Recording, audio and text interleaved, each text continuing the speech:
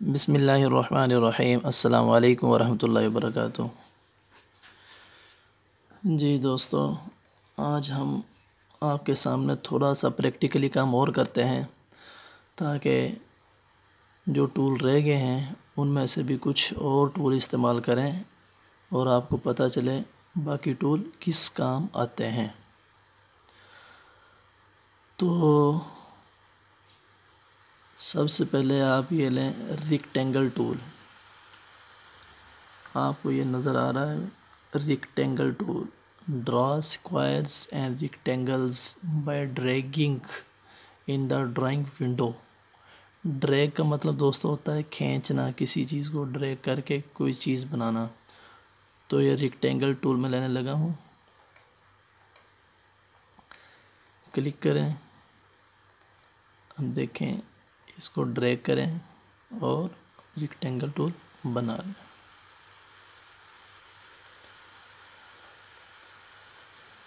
دوستو جو آپ کے سامنے شیپ بنی ہے، دیکھیں اس کے جو آس پاس ڈاٹ نظر آ رہے ہیں۔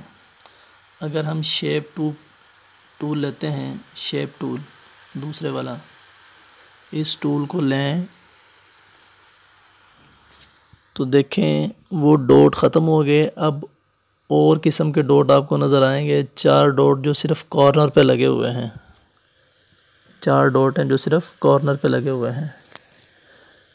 اگر آپ ان کو پکڑ کے کھینچے تو دیکھیں آپ کی شیپ کے جو کارنر ہے وہ گول ہو جائیں گے۔ آپ نے دیکھا ہوگا اکثر شیپیں اشتہاروں میں اس طرح کی یوز ہوتی ہیں جن کے کارنر گول ہوتے ہیں۔ کارنر گول کرنے کا طریقہ ایک تو یہ ہے کہ آپ شیپ ٹول لیں اور یہاں سے کارنر گول کر لیں۔ دوسرا طریقہ دیکھیں دوستو، جب آپ شیپ کو سلیکٹ کرتے ہیں، ایک دوسری بات یاد رکھیں دوستو، یہ جو پراپرٹی بار ہے، آپ کی پراپرٹی بار، یہ جون سا ٹول آپ استعمال کریں گے، یہ پراپرٹی بار اس ٹول کے بارے میں معلومات آپ کو دے گی کہ وہ ٹول کے لیے اور کون کون سے آپشن ہوتے ہیں وہ اس میں استعمال ہوتے ہیں۔ دیکھیں ہم نے یہ ریکٹینگل ٹول لیا ہوا تھا، ہم نے یہ بنایا باکس۔ اگر ہم اس کو یس کرتے ہیں تو دیکھیں آپ کی یہ پراپرٹی بار ساری چینج ہوگی۔ دیکھیں اس کو ہٹائیں تو یہ پراپرٹی بار وہی ہوتی ہے جو ڈیفالٹ میں دی ہوتی ہیں، لیکن جب آپ اس کو یس کرتے ہیں تو پراپرٹی بار کے اوپر جو جتنے بھی آپشن اب ریکٹینگل کے متعلق ہیں کہ ریکٹینگل کو گول کرنا ہے، لمبائی میں کرنا ہے، اس کا سائز وغیرہ کیا ہے، تو یہ اس کا سائز وغیرہ لکھا ہوا ہے۔ اگر آپ اس کا سائز وغیرہ کم کرنا چاہتے ہیں، چھوٹا کرنا چاہتے ہیں، بڑا کرنا چاہتے ہیں تو دیکھیں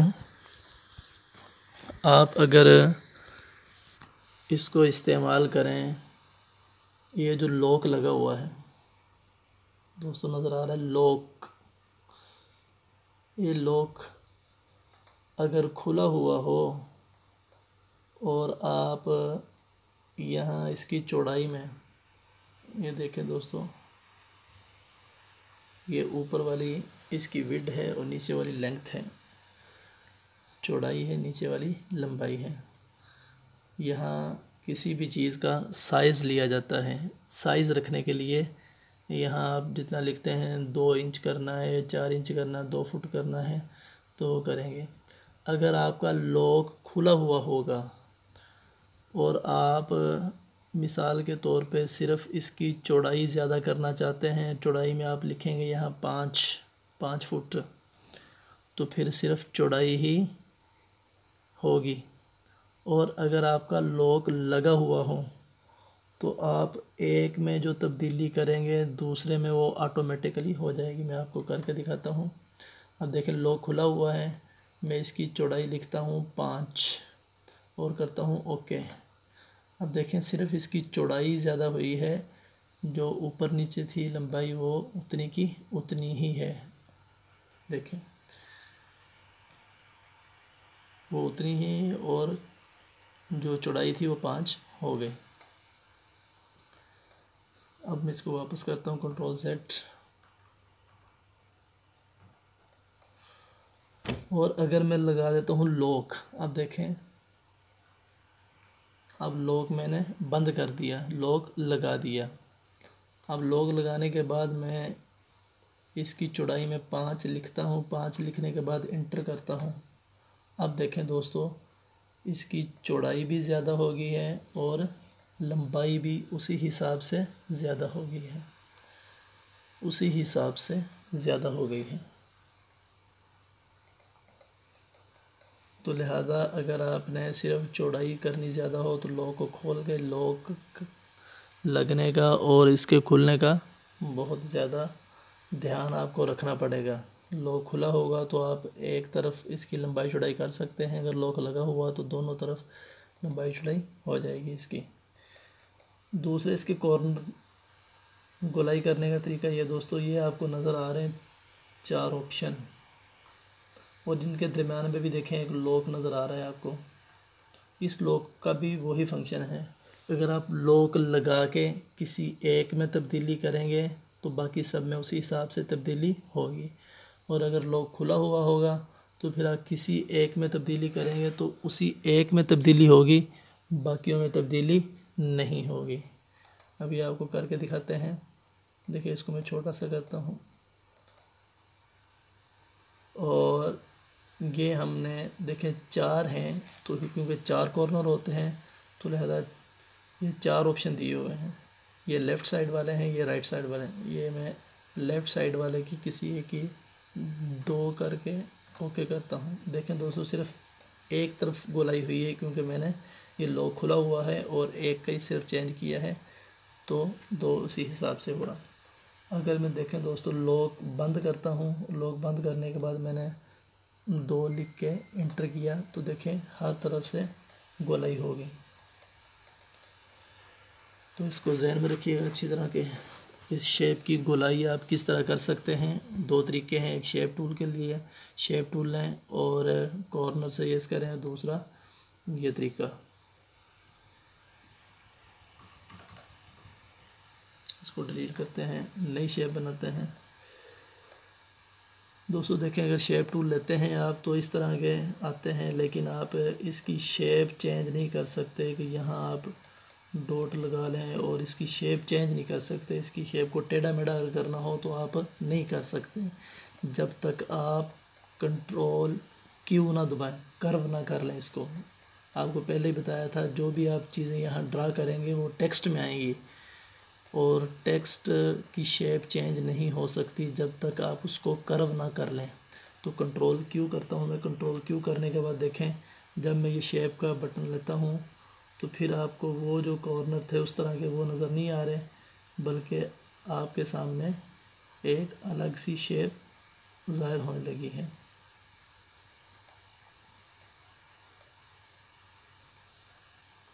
میں شیپ ٹول لیتا ہوں، یہ دیکھیں کارنر پہ چھوٹے چھوٹے کارنر ہیں، بالکل ڈاٹ سے لگے ہوئے ہیں۔ اگر آپ چاہتے ہیں ڈاٹ بڑھانا، ڈاٹ کو زیادہ کرنا، تو پھر اس ڈاٹ کو سلیکٹ کریں اور اوپر دیکھیں یہاں پلس کا بھی نشان نظر آ رہا ہے اور مائنس کا بھی۔ تو یہ پلس کا مطلب ہے ایڈ نوڈز، یعنی کہ ایڈ کرنا، مزید نوڈ بڑھ جائیں گے۔ اگر پلس پہ کریں گے تو وہ کم ہو جائیں گے۔ یہ ایڈ کرتا ہوں میں، دیکھیں آپ کے سامنے یہ ایک اور نوڈ لگ گیا، اور پلس کرتا ہوں، دیکھیں 1 2 اور لگ گئے نوڈ، اس طرح بڑھتے جائیں گے۔ ہمیں 1 نوڈ چاہیے تھا اور 1 لگا لیا۔ یہ نوڈ لگانے کے بعد یہ والا ٹول ہے جو فنکشن، اس کو دیکھیں، یہ کنورٹ ٹو کرو۔ یہ آپ اگر نوڈ لگائے، اگر آپ اس کو بٹن کو نہیں دباتے ہیں، اس گولائی والے کو، آپ اس طرح شیپ کو اگر ڈرا کرتے ہیں تو دیکھیں دوستو یہ اس کا کارنر بن رہا ہے، گولائی میں نہیں جا رہی۔ تو لہذا نوڈ لگانے کے بعد نوڈ کو سلیکٹ کریں اور اس گولائی والے آپشن کو سلیکٹ کر لیں۔ سلیکٹ کرنے کے بعد آپ اس نوڈ کو کر دیں ڈیلیٹ، سلیکٹ کریں اور ڈیلیٹ کا بٹن پریس کر دیں، ڈیلیٹ ہو گیا۔ ڈیلیٹ ہونے کے بعد دیکھیں اس لائن کو آپ پکڑ کے اگر ڈرا کریں گے تو گولائی میں اوپر جائے گی۔ اسی طرح آپ اوپر والی لائن کے ساتھ کریں، یہاں کرنے کے بعد ایک نوڈ اس کو یس کریں اور یہاں ایک نوڈ لگائیں. نوڈ ایک لگانے کا طریقہ تو یہی ہے دوستوں کہ یہاں سے پلس کا نشان دبائیں تو ایڈ ہوگا. دوسرا طریقہ یہ ہے کہ اب یہاں یہ شیپ کا جو آپ کو شیپ نظر آ رہا ہے ماؤس یہاں رکھ کے آپ اگر کلک کریں گے ڈبل کلک تو وہاں بھی دیکھیں نوڈ جتنے لگانا چاہتے ہیں آپ لگا سکتے ہیں. ہمیں ایک کی ضرورت تھی لہٰذا ہمیں یہ نوڈ لگا ہوا ہے اس کو گولائی کی شیپ میں کریں اور گولائی کی شیپ میں کرنے کے بعد اس کو کر دیں ڈیلیٹ. ڈیلیٹ کرنے کے بعد آپ دیکھیں گے تو یہ گولائی کی صورت میں اوپر نیچے آپ کر سکتے ہیں.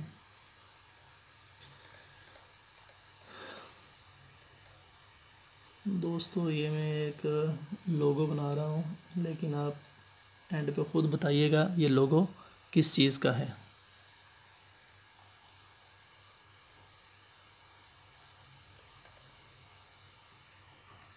یہ کاپی کرنے کا طریقہ ہے کہ یہ اگر بالکل آپ نے اسی کے ساتھ کاپی کرنی ہے تو آپ یہ رائٹ سائڈ سے پکڑیں. اگر لیفٹ سائڈ جانا تو ادھر سے پکڑ لیں, نیچے کو لانا تو اوپر سے پکڑ کے. یہ اب ہم نے لیفٹ سائڈ پہ اس کی کاپی چاہیے ہمیں تو لہٰذا میں اس کو رائٹ سائڈ سے پکڑتا ہوں, ساتھ کنٹرول کا بٹن پریس کرتے رہتا ہوں اور اس کو ڈریگ کرتا ہوں. دیکھیں آپ کے سامنے یہ شیپ نظر آ رہی ہے. یہاں لا کے اس کو پلس کا یہ رائٹ سائڈ کلک کریں. رائٹ سائڈ کلک کریں گے آپ تو دیکھیں ایک پلس کا نشان بھی نظر آ رہا ہے, بھی نظر آ رہا ہے, گویا کہ آپ کی شیپ ایک اور بن چکی ہے. تو اس کو یہاں چھوڑ دیں اور ایرو کیز سے تھوڑا سا اس میں فاصلہ دے دیں. اسی طرح یہ دونوں شیپیں میں نیچے کی طرف لاؤں گا. دیکھیں دوستو یہاں سے پکڑا, کنٹرول پریس کر کے رکھا اور اس کو ڈریگ کر کے نیچے کی طرف کر دیا. دونوں شکل بن گئی اور رائٹ کلک کر دیا. رائٹ کلک کریں گے, رائٹ کلک کرتے ہی یہ شکلیں نیچے کی جانب چلی جائیں گی. اب دوستو اگر اس کی شیپ کی آپ چاہتے ہیں کہ یہ اوپر والا حصہ نیچے چلا جائے اور نیچے والا اوپر آ جائے تو یہ جو دو نشان نظر آ رہے ہیں آپ کو,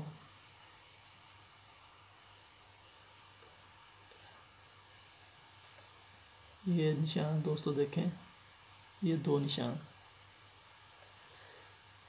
یہ جو لیفٹ سائڈ والا نشان ہے اس کا مطلب ہوتا ہے لیفٹ ٹو رائٹ.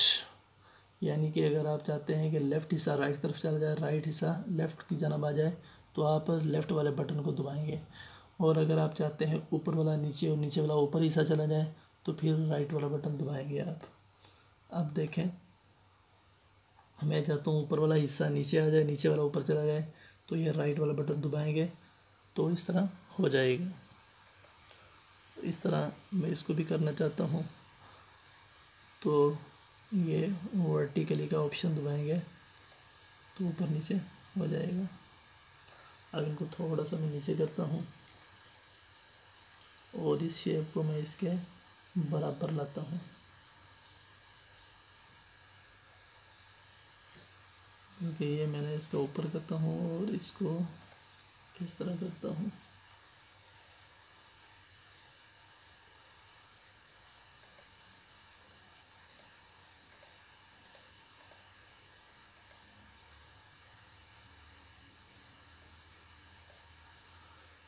دونوں کو برابر کر لیں.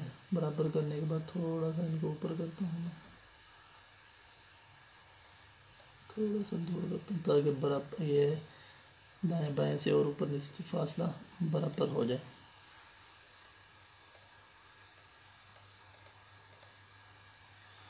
اب اس کو میں کلر دیتا ہوں بلیو, گرین. گرین کے بعد میں اس کو دیتا ہوں یہ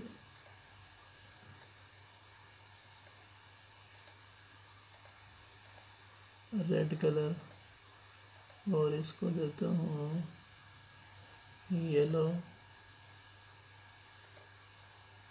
اور اس کو دیتا ہوں میں بلیو کلر.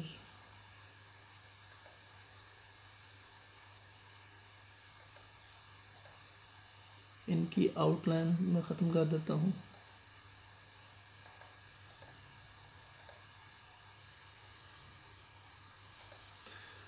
اور یہ دوستو ٹول دیکھ لیں، ایک انٹریکٹیو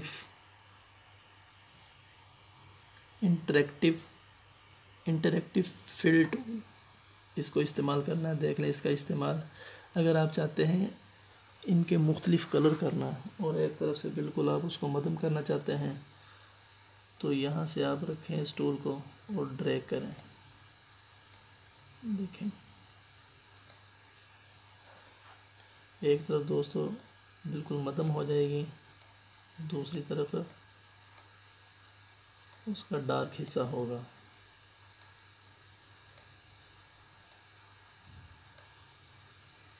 اسی طرح آپ اس کو کر لیں۔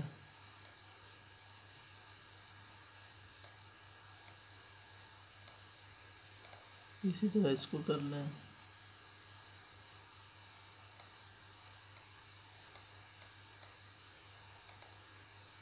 اسی طرح اس کو کر لیں آپ۔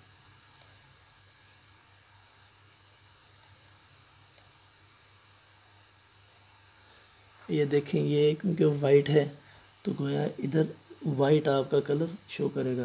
اب اس میں جون سا کلر کرنا چاہتے ہیں دیکھیں یہاں اس کا کلر کا آپشن دیا ہوتا ہے، جون سا کلر کریں گے یہاں کلر آ جائے، کیونکہ ہمیں وائٹ ہی چاہیے، ہم نے تھوڑا سا ان کو مدم کرنا ہے تو لہٰذا ہم وائٹ ہی کر رہے ہیں۔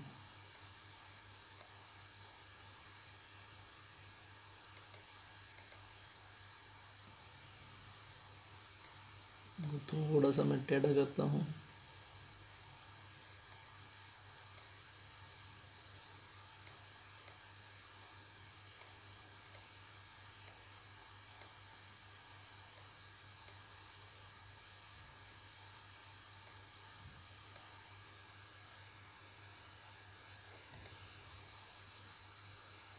جی دوستو، اس طرح کا آپ نے شاید کہیں دیکھا ہو تو آپ کو پتہ چل جائے گا یہ کیا چیز ہے۔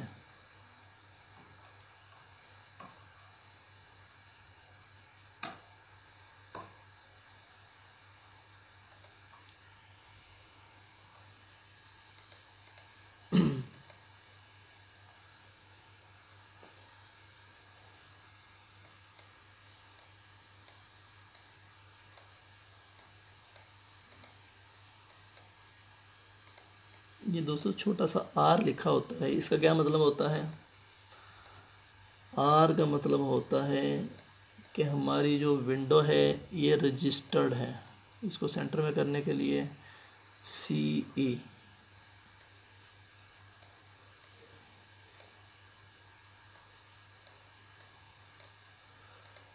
جو آر لکھا تھا دوستو وہ اس لیے ہوتا ہے کہ ہمارا یہ جو سسٹم ہے، ہمارا جو ہم پروڈکٹ تیار کر رہے ہیں یہ ہم نے رجسٹرڈ کروائی ہوئی ہے۔